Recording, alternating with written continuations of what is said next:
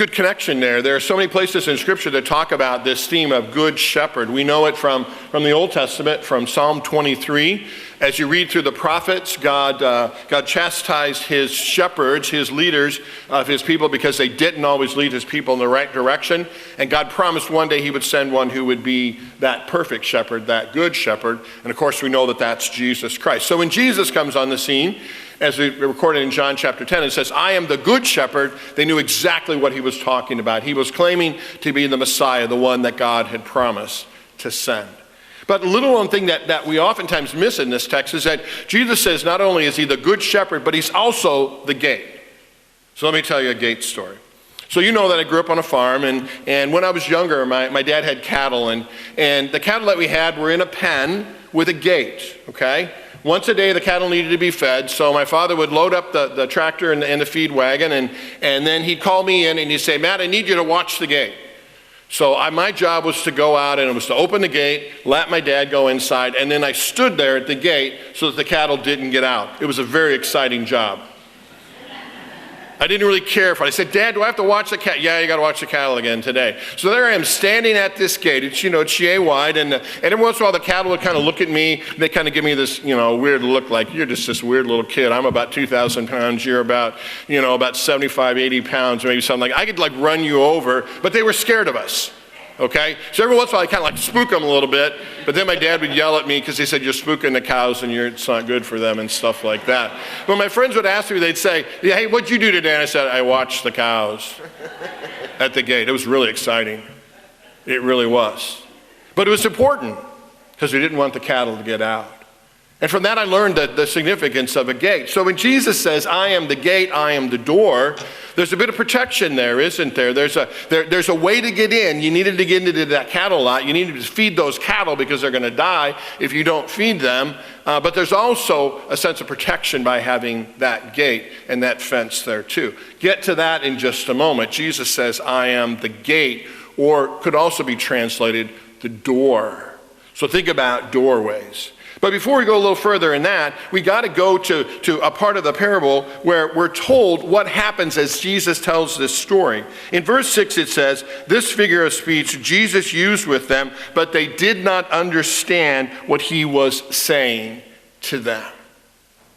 You see, we're sheep, and we don't always get it. And parables were like that. People didn't always understand. And you can relate with that because there are times when you don't always understand why things are happening in your life. We ask those questions. Why, God? Why did this happen, God? Why did this happen in my life? Why did this happen in the world? I don't understand, God. Or worse yet, we think we know more than God does. And so we kind of put on God, well, God, I can't understand why you did this, and you must be wrong and I must be right because, of course, I know so much. And then our thinking gets away with us, and Satan loves to run with that one. If God were a loving God, then why this or why that? It works into our relationship with God. Satan tries to put a fence between us and God when we do that. But the parables were interesting because in order to understand the parables, it required faith. It required trusting God. Just as the parables that happen in our life, those things that we don't fully understand, there's a part of it where we just have to say, you know what? I just got to trust God. I don't understand fully why this is happening. The outcome of it I'm not sure of, but I trust God. And Jesus said this when he talked about the parables. He said, to the one who has a little faith, more will be added. But to the one who doesn't trust me, the one who doesn't have faith, the little that they have will be taken away. Now that's important because it says our faith and our trust in God are key to trying to understand what's going on in our life. And that when we get to thinking that we know so much, we can become conceited in that and begin to think that we know more than God does. And when that happens, there's a wedge that gets driven between us and God. Yesterday, in this very sanctuary, your Stephen ministers, your church, St. Paul Lutheran Church, hosted an introductory workshop for Stephen ministry. It was about 80, 90 people that were in here at church learning about Stephen ministry. And Stephen ministry has a wonderful principle. It says this: God has called us to care, not to fix people. And that's an important thing to remember because we can't fix people. When we try to fix people, we're really playing God. God's the only one who can fix people. But what we're called to do is to care for people. But that's hard for us to do. Because I know what happens, and you say it to me. You say, boy, I know what this person is going through, but I just don't know the right thing to say to them, and I'll finish that sentence, that will fix them and make them better. And you see what happens is when we get focused on fixing, we get frustrated. We get frustrated and think we're not doing any good, and then Satan loves to get us to just go, I'm just going to give up. I'm not even going to try anymore because I can't fix them. And Satan loves that. No, what God has called us to do is to care for people. That means patiently listening, patiently walking with people as they go through their struggles and challenges. And here's the key thing, and trust God that in his time and in his way, notice what I said, not my time and my way, because I want that, right? My will be done, my kingdom come. No, thy will be done, thy kingdom come. What God calls us to is to have faith, to trust him that in his way and in his time, he's going to get the results done. And actually, that's a good thing for us because we're called to care. And if we're caring for that person, if we're in that caring relationship, we've done our job. God calls us to do nothing more but to be patient and to trust him. And the same is true in trying to understand God, too. We don't always fully understand what he's doing. There are things that are going to be a mystery to us. We can't explain everything. You're going to read parts of the Bible and you're going to go, boy, I'm not sure what that means. So do I give up and close it? Or do I keep it open and patiently wait and trust God to open up that word to me? If it helps you out at all, the majority of the parables that Jesus told, when they were in private, the disciples came to Jesus and said, what the heck was that all about? That's my paraphrase, okay? And they did. They said, what is that parable all about? The sower and the seed and all that kind of stuff. And you know what? Because they came to Jesus, he explained that. So I guess the question for us is, am I going to Jesus? Am I going to him for the answer? Am I saying, God, I'm a bit confused here. I'm struggling with this. This is a real challenge. God, open my mind, open my ears. Help me to understand, and help me to be patient in waiting for you, in explaining what's going on. And to trust you that while I'm waiting, while I don't fully understand, I know you know, because you know me by name. And you know that I'm just a sheep. And I need a lot of help with that, God. And so we're in good company because the disciples needed that too. So what do? We pray. We trust God. And then, oh, by the way, be an example to people around you so that they might learn to also pray and to trust God too.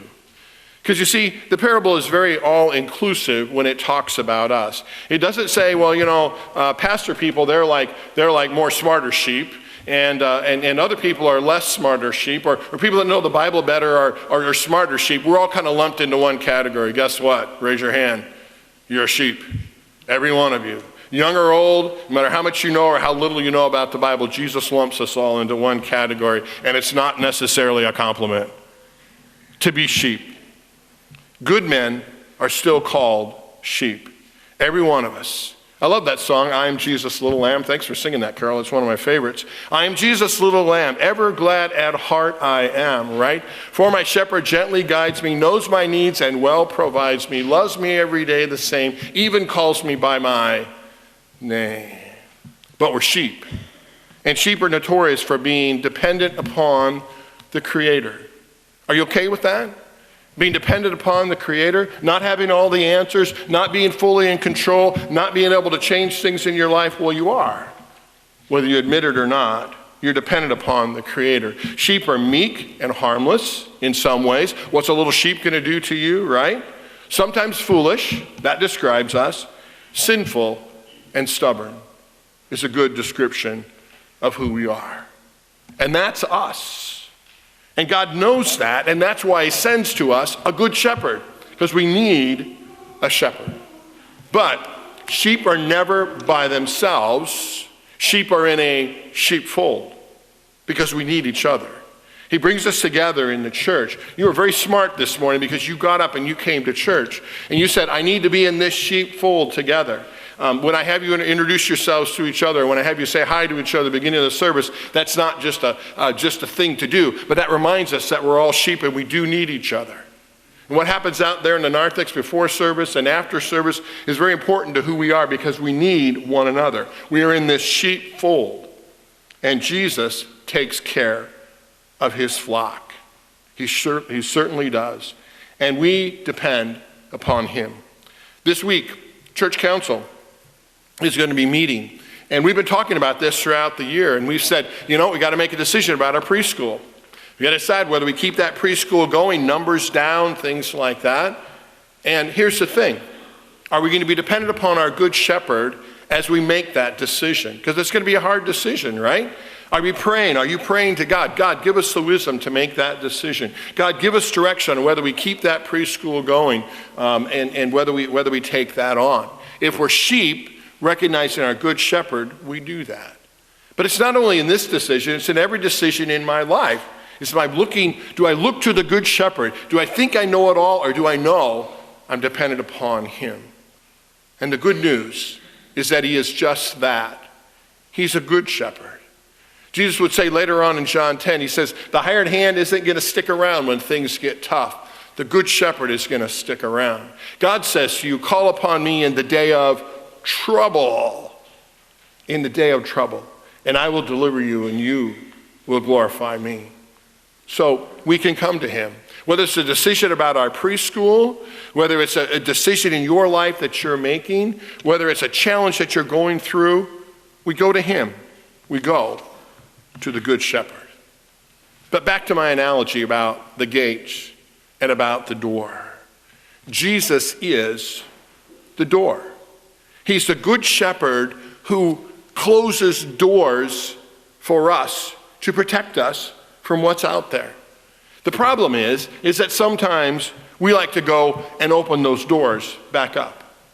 Now, how has Jesus closed doors for us? Well, think of the 10 Commandments as a way that God closes doors to us, that if we break that, if we go in and we open those doors, what's behind that door is not good for us. Jesus uses these words to describe what's trying to get into our lives. Things like thieves, robbers, strangers, wolves, a hired hand. What do? Jesus uses 3 words. They steal, they kill, and they destroy. Jesus is that door to protect us from that going on in our world. What's it look like? Well, Jesus says, 5th commandment, you don't want to hurt or harm anyone's life. So, when anger gets the best of us, what we do is we say, I'm going to open that door. That's okay. It's okay for me to get angry at someone else. It's okay for me to get angry at someone that I work with or someone at my school. It's okay for me to get angry and let my anger get the best of me. And when that happens, I'm opening that door. And when I open that door, there's all kinds of stuff that's going to come my way. Jesus says in the 5th commandment, there's this door that I love, life. Thou shalt not kill is this door to protect us from anything that would hurt our life. We're reading more and more today that suicide is becoming more and more of an issue. And when we go there, we're opening that door to, well, I doubt whether I'm really important. I don't think in the grand scheme of things that I'm that important. I think the world would be better without me. I think my problems are so great, and we begin to open that door, and Satan comes through that door and he bombards us. He reminds us of all those insecurities that we have. He reminds us of the things that we've done wrong. He reminds us of what we look like or what our appearance is like. And when we open that door, it comes in and it steals the value of our life. It kills us and it destroys life. Jesus says, don't open that door. That door is there to protect you. That door is there to say, you are a valuable person. You are a child of God. You are so precious to God that he knit you together in the womb of your mother. You are so precious to him that you are worth the life of his only son. Don't go to that door. Don't open that door. There's the door, the 6th commandment about marriage and family that God has given to us. And God says, don't open that door. Stay on this side in committed relationship to husbands and wives, in honoring the gift that God has given to us of our sexuality and who we are. Don't open that door to things like same-sex marriage. Don't open that door to things like it's okay for me to cheat on my wife or my husband. Don't open that door to pornography where I downgrade women or men and look at them as just an object. God says, don't open that door. Because when you do, you bring all kinds of things upon your life. And it steals and it kills and it destroys. Jesus is that door to protect that. Maybe it's the door of the seventh commandment, where I think it's okay for me to open that door, and it's okay for me if I cheat from time to time. It's okay for me if I don't always work an honest day for an honest pay that I get paid. It's okay for me. And when I open that door, there are thieves that come into our lives and take us and take of our time. And when that door comes open, Satan gets his way in. Jesus says, close that door. Or there's that door that we open when we think that if I just get more, if I just have a little bit more, if I just have a little more of what someone else has, and then I open that door. And when I open that door to coveting, then I start despising other people for what they have. I start to wish that they would lose what they have because I can't have it. And I open that door and it brings misery and struggle and an unsatisfaction into my life. God put those doors there. 10 of them, to protect us. And Jesus is the gate to remind us of who we are and to stay away from that door and leave that door closed to protect us. You know what doors you're tempted most to open. And if you're like me, you probably open almost every one of them. And you found out what happens. And by the grace of God, Jesus is not only the door who helps to shut those out, who gives us the power to say no, who gives us the grace of forgiveness for the times when I've opened those doors and I've gone through them. And in his love and his mercy, he's gone after me. You see, he's the good shepherd. And he told a parable about a shepherd who had 100 sheep, and he loses one of them. And sometimes that one is me, and sometimes it's you. And he doesn't say, I've got 99 here, it's a pretty good deal, not bad, odds aren't bad. He says, no, there's one sheep that's lost. And he goes after him. And he's gone after me, and he's gone after you too. And that's his promise, is that he will. And he'll bring us back in and close that door again and give us the grace and mercy and the love that shows us just how precious we are to him. Because you see, he's got his mark on you. He's already got his mark on you. When you were baptized, he put that mark on you. He said, you belong to me. You are my precious child. I know you by name. Come back. Come back to the fold. Because while Jesus shuts those doors that we just talked about, he has also opened doors to us too. He opened the door of heaven and came down to this world for us. He opened the door of heaven and came down to be the grace of God to us. And we can go to God now. That door is opened up to us. We can come to him in prayer. We can come to his supper, where he gives to us Jesus' body and his blood. We can come to him at any time and know that he's listening and bring to him in prayer. We can come to him and know that he walks with us all the time. He's the good shepherd who goes after lost sheep, who laid down his life for us, who doesn't run like the hired man, but who goes to us. And so, with that door open to us, that door to God, and that door for us to God too, we can follow him as his sheep, not always fully understanding, sometimes opening doors that Jesus closes for us, but always living in the grace and mercy of who we are in Jesus Christ. So be his sheep and point others to the shepherd. Be his sheep and also warn others about those doors that Jesus is protecting us. And be his sheep and point others towards the good shepherd. It's Jesus Christ. Oh, by the way, he is risen. He is risen indeed. Hallelujah. Let's stand.